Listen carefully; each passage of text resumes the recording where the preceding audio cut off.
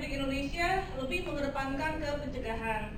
Jadi dia meminta Jaksa Agung pada saat itu menawarkan menceritakan keinginan beliau gimana kalau misalnya kejaksaan, kepolisian dan aparat penegak hukum lainnya itu lebih bertindak ke arah represif, jangan ke penegakan hukum terus, supaya ekonomi berjalan, supaya kepala desa, terus kepala dinas itu berani mengambil sikap, berani juga menggunakan anggarannya.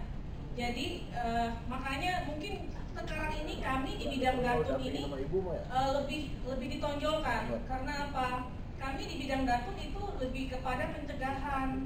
Jadi sebenarnya kami ini bukan barang baru. Di kejaksaan itu ada 5 bidang. Itu ada pidana umum, pidana khusus, intelijen, terus perdata dan tata usaha negara, dan bidang pembinaan. Nah, kami di bidang perdata dan tata usaha negara selama ini mungkin ada di bawah bayang-bayang Pitsus dan Intel, karena lebih ke depan itu masalah penegakan hukum. Jadi kalau ada laporan pengaduan masyarakat, lebih cenderung kami tindak lanjuti itu dulu, karena berharap dengan tegaknya hukum, ekonomi juga berjalan. Tapi mungkin terjadi perubahan makin ke sini, ternyata dengan penegakan yang terlalu keras, masyarakat itu menjadi takut. Jadi ketika bapak-bapak dan ibu-ibu sekalian ini mulai bekerja, ada anggaran, itu bapak bisa mengajukan permohonan pendampingan ke kami di bidang Datun, khusus untuk masalah perdata. Tapi kalau ada kaitannya dengan proyek pembangunan yang ada mengarah ke Pitsus, itu bisa diarahkan juga ke tim TP4D. Nanti di tim TP4D yang ada Pitsus, ada intelijennya, akan membantu dan memberikan solusi. Nah, ini tadi yang sudah saya ceritakan, dibentuknya tim TP4 ini untuk menghilangkan keraguan-keraguan aparatur negara dalam mengambil keputusan. Jadi dengan dibentuknya tim ini, makanya kami diundang hari ini ya Pak Abdillah, itu sebagai bentuk pencerahan supaya bapak-bapak dengan ibu-ibu tidak takut. Selain itu juga kami dari tim Datun ini sudah ada MOU dengan pemerintah Kabupaten Bekasi tahun kemarin sebenarnya. Tapi mungkin sosialisasinya kurang kali ya Pak. Mungkin tahun ini kami bakal lebih inikan lagi. Sebenarnya saya dari tahun kemarin dengan Pak Abdillah ini udah melakukan sosialisasi, cuman berhubung selama ini mungkin kasih intel yang jalan, saya cuman mendukung dari belakang. Nah, diharapkan kita semua di sini berkumpul, anggaran udah ada. Jadi kalau bisa manfaatkanlah anggaran itu yang ada. Jangan sampai karena ketakutan kita, ragu, takut, jangan segan untuk bertanya. Dengan adanya tim TP4D, bapak-bapak, ibu-ibu sekalian bisa bertanya ke kita berkaitan itu masalah anggaran, berkaitan itu masalah penyusunan draft. Kalau nanti misalnya ada kerjasama segala macam yang berkaitan dengan perdata, kami juga dari bidang perdata dan tata usaha negara itu bisa membantu memberikan solusi maupun nasihat lah. Kalau memang dari kami kurang, nanti kami bantu dengan pihak lain. Nah, ini juga dibentuknya tim ini juga untuk terwujudnya perbaikan birokrasi bagi percepatan program-program strategis pembangunan nasional untuk kepentingan rakyat, terserapnya anggaran secara optimal, terus menciptakan iklim investasi yang mendorong pertumbuhan ekonomi dan pembangunan nasional, terlaksananya penegakan hukum yang efektif dengan mengutamakan pencegahan. Masalah kesalahan administrasi, kalau dulu kan masalah kesalahan administrasi Bapak udah bisa dipanggil loh di kejaksaan, itu ada bukti permulaan berarti kan, udah bisa langsung dipanggil, diperiksa. Tapi dengan adanya tim TP4 ini, mungkin dalam tahap awal nanti kita bakal periksa bersama. Itulah gunanya namanya pendampingan. Nah, berikutnya. Nah, ini selama ini yang rendahnya serapan anggaran yang bikin Presiden Jokowi marah lagi ya di tahun 2015 karena ketakutan. Jadi akhirnya anggaran itu setiap kepala desa maupun aparat yang lain juga itu takut salah, termasuk kami di kejaksaan sebenarnya. Karena apa? Dengan sistem yang sekarang bukti-buktinya itu mesti detail. Kami pun di kejaksaan kalau udah berhadapan dengan BPKP udah angkat tangan Pak sebenarnya. Karena apa? Kalau boleh cerita nih, sebenarnya di kejaksaan itu dengan anggaran biaya perkara untuk 250 perkara, di Kejaksaan Negeri Kabupaten Bekasi itu kita menangani 750 perkara. Tapi BPKP nggak nanya kan, kelebihan dari penanganan perkara itu uangnya dari mana gitu, tapi tetap selesai juga. Kalau kita mau sesuai dengan anggaran pemerintah, berarti yang boleh kita tangani di sini perkara itu cuma 250 perkara. Nah, tapi dengan berarti kan kita ada tweet anggaran nih sebenarnya, tapi kan BPK itu nggak mau tahu. Ya cuman, ya itulah, ya, itu juga kita sama-sama memberikan solusi supaya kita juga semua jangan ragu mengambil keputusan kalau itu yang terbaik untuk rakyat. Anton dari Kejaksaan, bagaimana kami menghadapi tindakan dari warga ataupun oknum yang melaporkan pekerjaan kami, kemudian yang tidak didasari oleh fakta yang sebenarnya. Mungkin sebagaimana Bapak sampaikan tadi, bahwa di desa ini banyak kepentingan-kepentingan politik, sehingga kami belum selesai pengerjaan, kemudian sudah ada yang melaporkan. Dan ada memang sebagian kepala desa juga yang memang dipanggil oleh akibat dari laporan tersebut, padahal itu belum tentu kebenarannya. Kemudian yang selanjutnya buat Pak Trisno ini, ya, yang ketiga nih, ya, yang ketiga buat Pak Trisno ini di dalam Permendes itu tidak dibolehkan diadakan pungutan-pungutan sebagaimana disampaikan oleh sebagaimana di dalam Permendes tersebut. Kemudian kami dalam PADES, pendapatan asli desa, dituntut supaya kami pun memperoleh PADES yang sebesar-besarnya. Tapi tadi kami mendengar bahwa yang tidak boleh atau yang dilarang dalam Permendes tersebut yaitu surat pengantar, rekomendasi, dan surat keterangan. Ini surat pengantar, rekomendasi, dan keterangan itu seperti apa, Pak?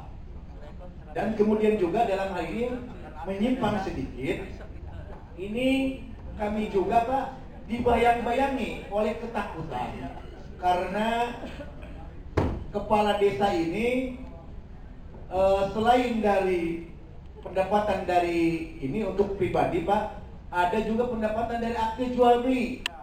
Ini, Pak,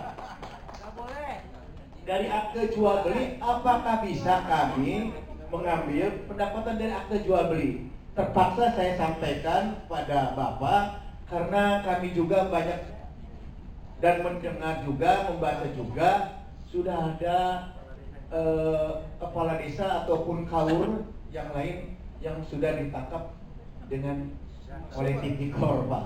Ini mudah-mudahan di kami di Kabupaten Bekasi ini tidak ada yang terjadi semacam itu.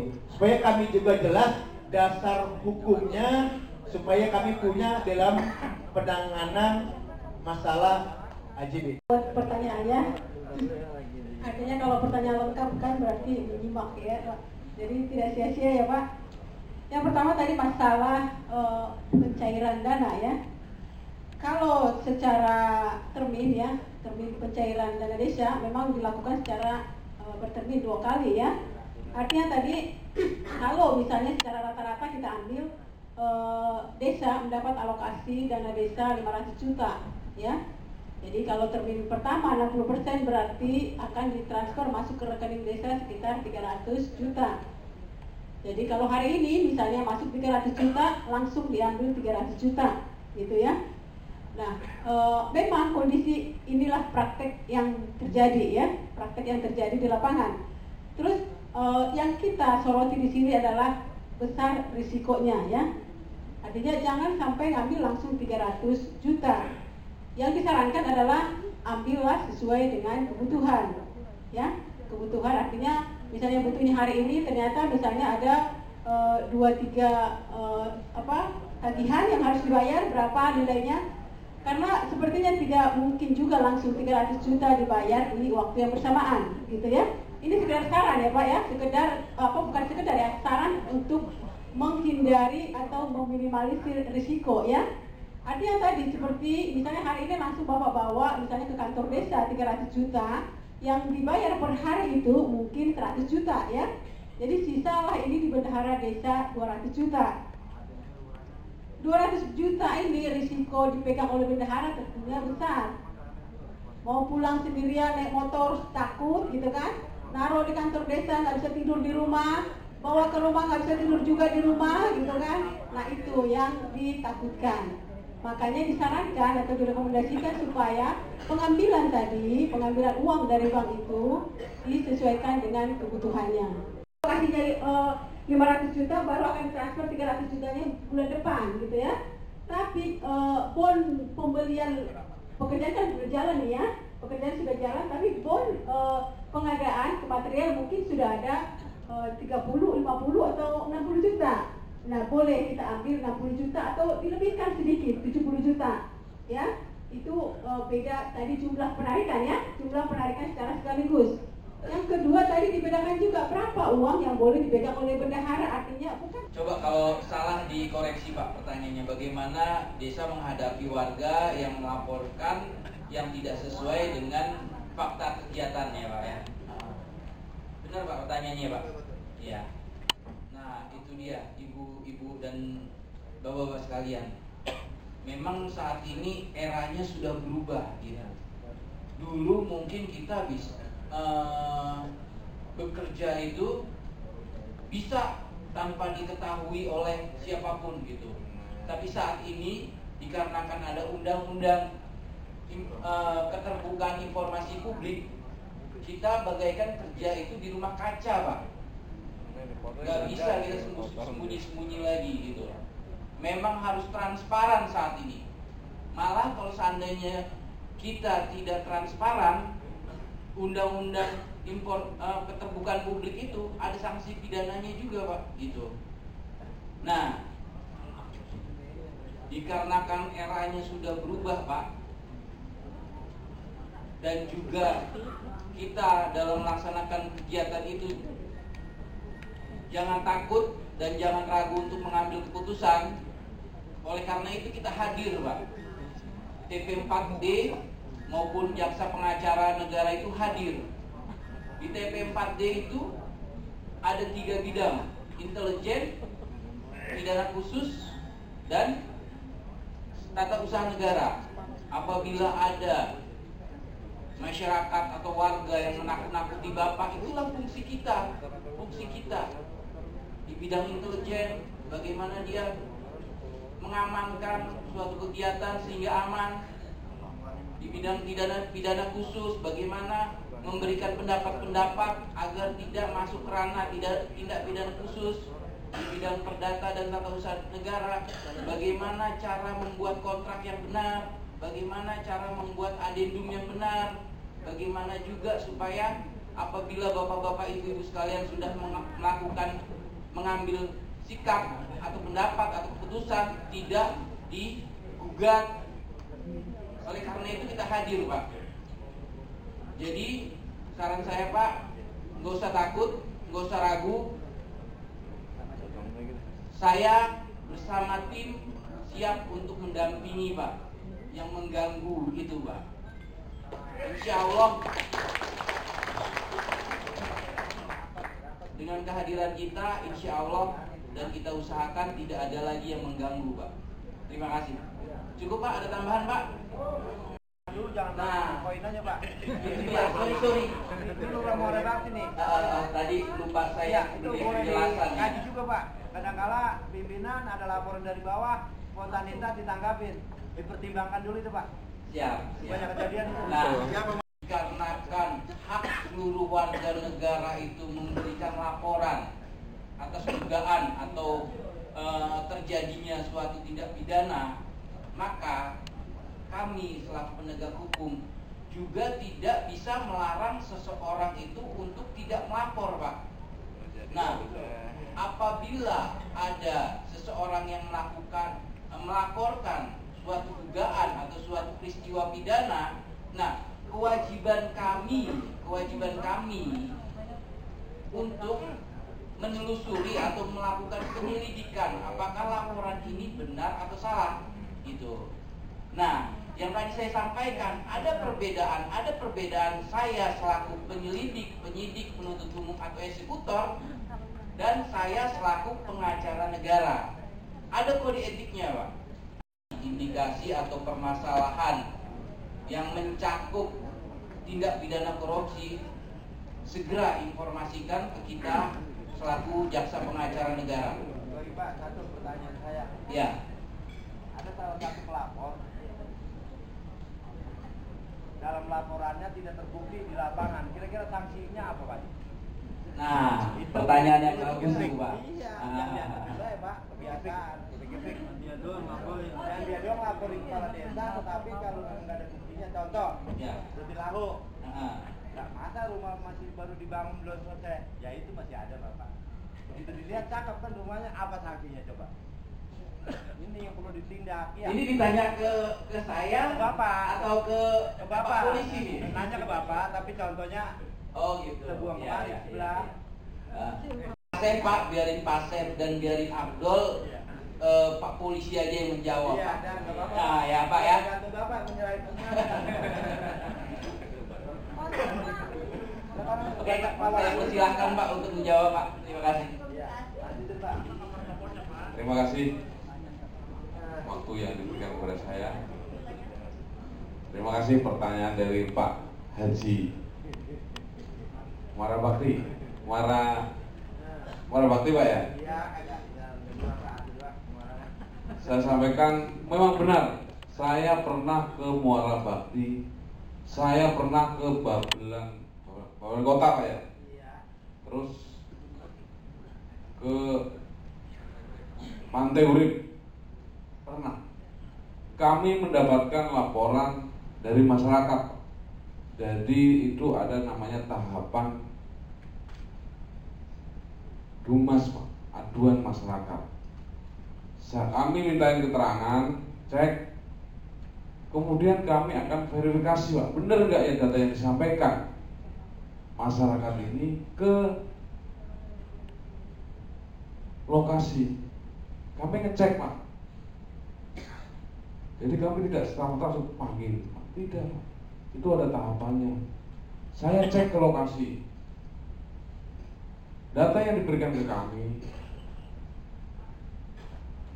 kami verifikasi di lapangan. Saya ditemani, terima kasih Pak Kades. Hari Minggu ya Pak. Wah, hari Sabtu. Jadi kami cek ke lokasi 1, 2, 3. Dalam penggunaannya bagus. Katanya sampai Pak Kadesnya, saya malah yang beliin semen Pak, beliin cat. Ya itulah Pak Kepala Desa Pak, tugasnya mulia Pak, jabatannya mulia Pak, dipilih Pak. Warga masyarakat desa itu milih Bapak ya, karena dipercaya orang yang paling super lah. Setelah kami cek Pak, ternyata dari tampak fisik dari bangunannya itu sesuai. Kemudian kami menyampaikan kepada Pak PK-nya, Pak PK ya, PK. Kami menyampaikan. Jadi ini ada di ranah sebagai pencegahan Pak. Karena apa? SPJ-nya belum keluar. Kalau saya diem nggak turun, nggak saya ingatkan, SPJ-nya kok saya tangani, pasti ada Pak di situ.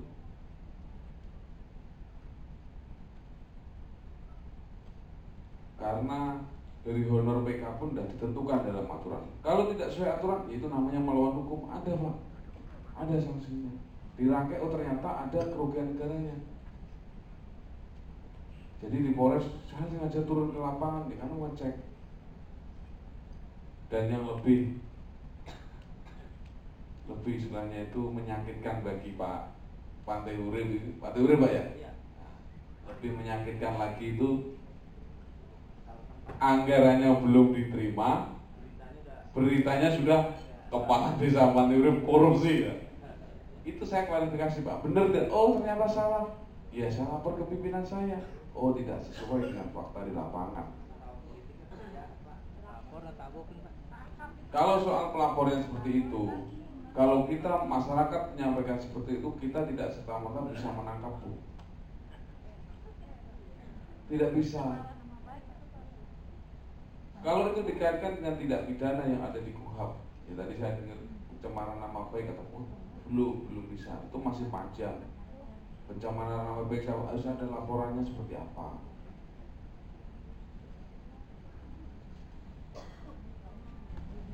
Di lapangan saya sering, jadi kalau saya diundang ke desa, ini kita di sini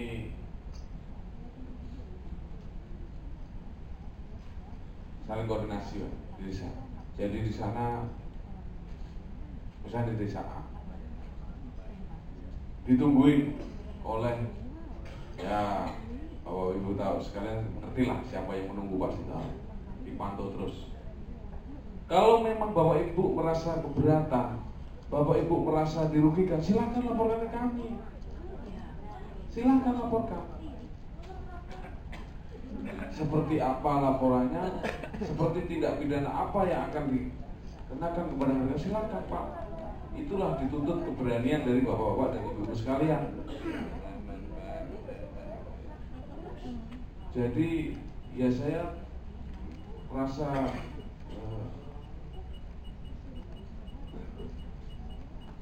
kok kepala desa ini selalu dijadikan istilahnya itu dijadikan ATM ya maksudnya.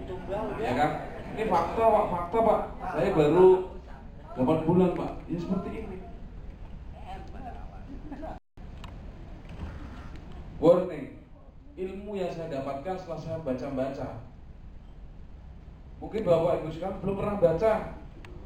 Pasti belum pernah. Ya itu, makanya saya yang harus baca Bu, saya sampaikan kalau Ibu nggak sempat ya. Jadi ini larangan ini bukan saya yang melarang, ini aturan. Di peraturan menteri itu memang aturan dilarang. Memang dilarang, kalau dilarang ya bagaimana caranya tidak menyebut dalam klausulnya itu tidak menyebut 3 poin tersebut. Ini larangan Pak, kalau udah dilarang ya nggak boleh. Selanjutnya terkait dengan PAD. Kalau PAD itu boleh Pak, pungutan itu boleh. Pungutan dikenakan di pasal 23 itu bisa dikenakan atas jasa usaha. Jasa usaha itu banyak Pak, Indomaret, Alfamart, kos-kosan, industri ya. Ini kan Kabupaten Bekasi kota industri. Bisa Pak, boleh Pak. Pengusaha limbah boleh. Asal dasar hukumnya ada, peraturan desanya ada Pak, pengelolanya ada. Ya sekali lagi yang jelas, saya benar-benar Pak, saya sering diskusi dengan namanya itu Desa Pasir Sari Pak. Benar Pak, saya terbuka aja Pak. Administrasinya memang luar biasa Pak, luar biasa saya itu.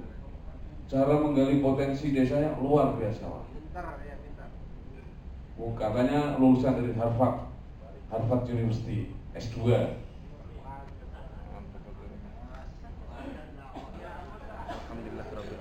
Wassalatu wassalamu ala asyrofil anbiya'i wal mursalin sayyidina wa maulana Muhammadin wa ala alihi wasallam.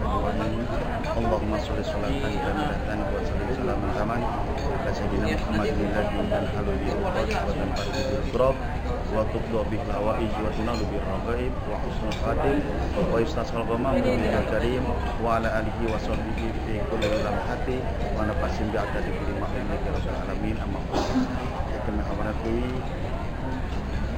seluruh kepala desa Kabupaten Bekasi, yang kami hormati narasumber dari Rektor Fakultas Kejaksaan Bekasi, Porrekta Kota Kabupaten Bekasi, dan BPKP Provinsi Jawa Barat. Alhamdulillah di pagi hari ini kami sudah diberikan nasihat sehingga dalam rangka acara koordinasi rapat koordinasi kepala desa se-Kabupaten Bekasi tahun 2017. Selawat dan salam tersampaikan kepada Junub kita Muhammad SAW beserta keluarga dan para sahabat. Bapak Ibu hadirin sekalian, bahwa rapat koordinasi ini adalah untuk memberikan penyegaran di mana bahwa tahun 2017 ini anggaran desa dari pusat, anggaran DAD dari kabupaten dan anggaran dari provinsi Jawa Barat akan diluncurkan. Alhamdulillah pada pagi hari ini kita rapat evaluasi atau rapat koordinasi mengenai tentang keuangan desa untuk tahun 2017 karena apa? Karena untuk memberikan pencerahan cara menganggarkan keuangan yang baik dan benar. Itulah daripada DPRD Kabupaten Bekasi. Bila taufiq wal hidayah. Wassalamualaikum warahmatullahi wabarakatuh.